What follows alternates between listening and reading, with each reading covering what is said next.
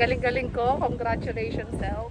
Narating ko na din, guys, ang Watakhe Old Market. Andito na tayo. Ayan. Ito siya. Look. Watakhe Old Market. Ayan, dito. Picture muna tayo. Oh, grabe yung pawis ko. Parang nang nag-dive na ako dun sa bilog.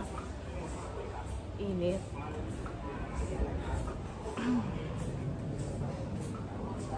Tapos na ako dito maglibot-libot, guys. Ganito lang yung mga itsura nila. More on mga paintings, mga old, old paint. Yung makikita dito. So ngayon, ang gagawin ko naman, maghahanap naman ako ngayon ng kakainan at ako'y nagugutom na.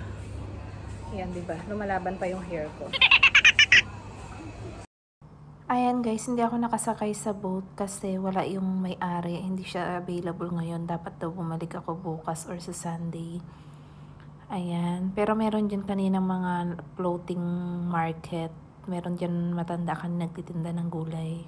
Guys, ayan. Ito yung mga food dito sa... What's restaurant is this the name? Yeah. Nalat Kabang. Nalat Kabang.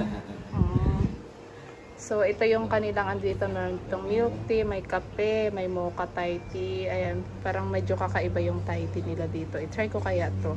I wanna try this one. Milk tea, right? Yeah. Okay. And then, do you have food? Yeah. Pizza?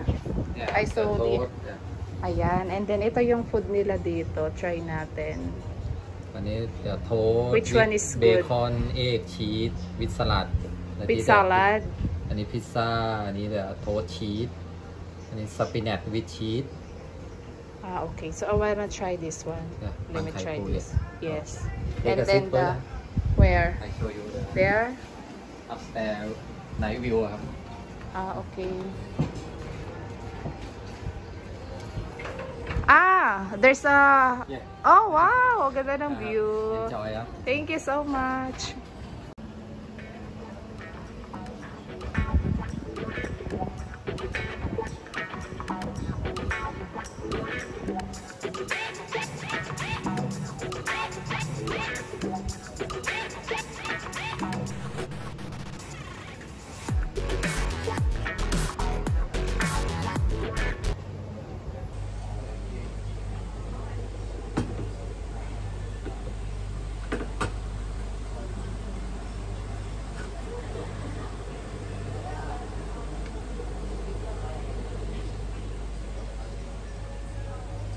Mura ng food nila dito.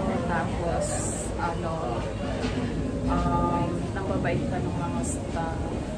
Talagang ina-assist nila ako ng food.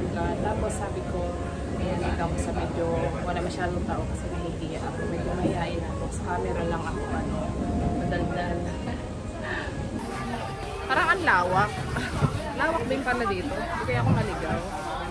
So, nag-taxi lang ako papunta dito, guys. Dahil lang bumiyahe from my hotel.